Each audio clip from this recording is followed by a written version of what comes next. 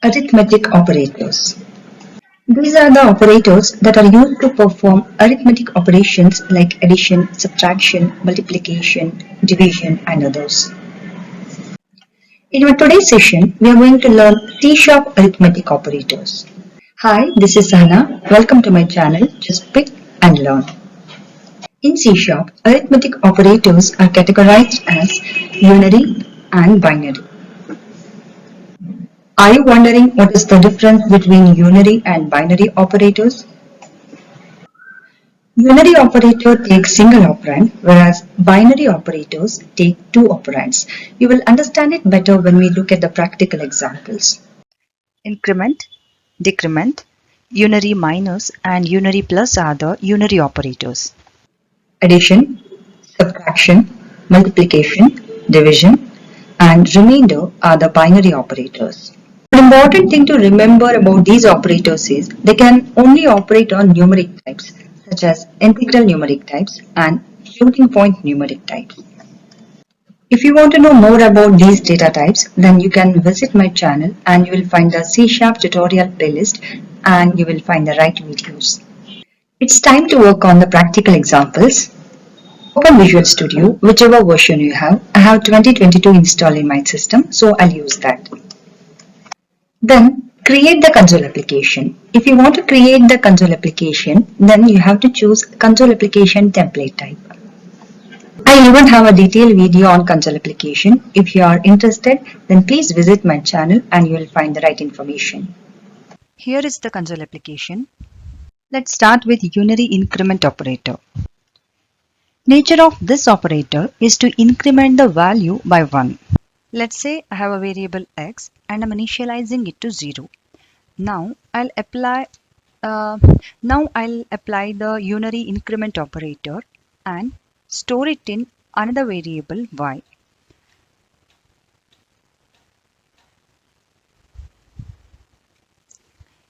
Here this plus plus is the unary increment operator. As we already discussed, unary operators take single operand.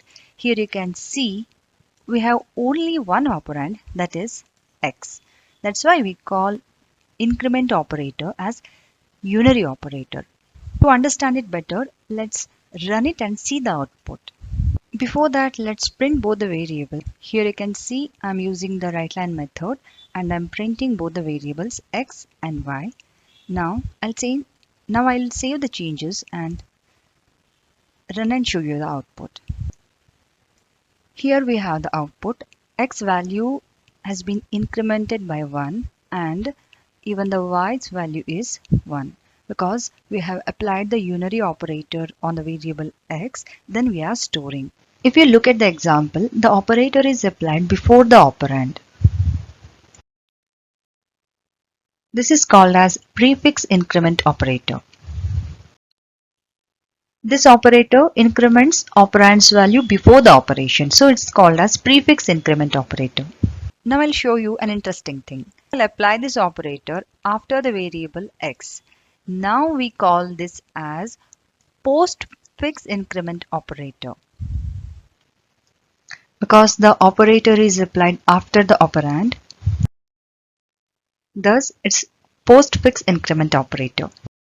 Here you can see the output of postfix increment operator. The value of x is 1, but the value of y is 0. Though we applied increment operator on x, then we stored the value in the variable y. Why it is so? The postfix increment operator increments operand's value after the operation. In our case, the operation is assigning the value of x to y. Next operator that we are going to learn is unary decrement operator. Let's take the same example. Instead of 0, I'll change the value of x to 10. We use double minus as unary decrement operator. Even in case of decrement operator, we have postfix decrement operator and prefix decrement operator. We call this as postfix decrement operator because we are applying the operator after the operand. In our case, the operand is x. Postfix decrement operator decrements operand value after the operation. Before the operation, the value of x is 10. Now let's see the output. The value of y is 10 and the value of x is 9 because the operator has decremented the value of x after the operation. The operation in our case is the assignment operation. Even here we have prefix decrement operator which decrements operand's value before the operation. To make it prefix decrement operator, I'll apply the operator before the variable x. Now it will become prefix decrement operator. If you look at the output, the value of y is 9 and the value of x is also 9. Because we are using the prefix decrement operator, first it will decrement the variable's value. It will become it will become 9. Then it will store that value in the variable. So both x and y are having the value 9. Thus, both increment and decrement operators have got two versions. They are postfix and prefix. Next, we are going to learn about unary minus and unary plus operators. Plus symbol is used to denote unary plus operator and minus symbol is used to denote unary minus operator. I'll declare the variable c and initialize it with the value 10. What I'll do, I'll apply unary plus operator on it and let's print the output.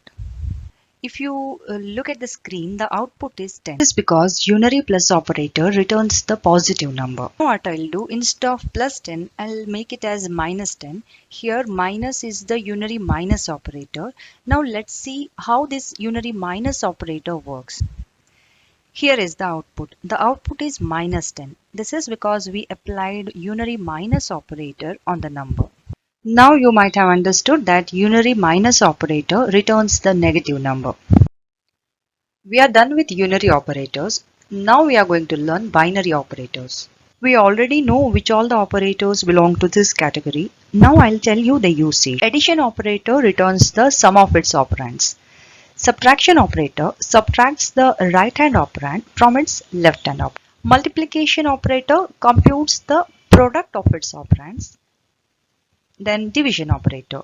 This divides the left hand operand from its right hand operand. Last one is the remainder operator. This operator returns remainder after dividing its left hand operand by its right hand operand. We will see all of them with practical examples, then you will understand them better.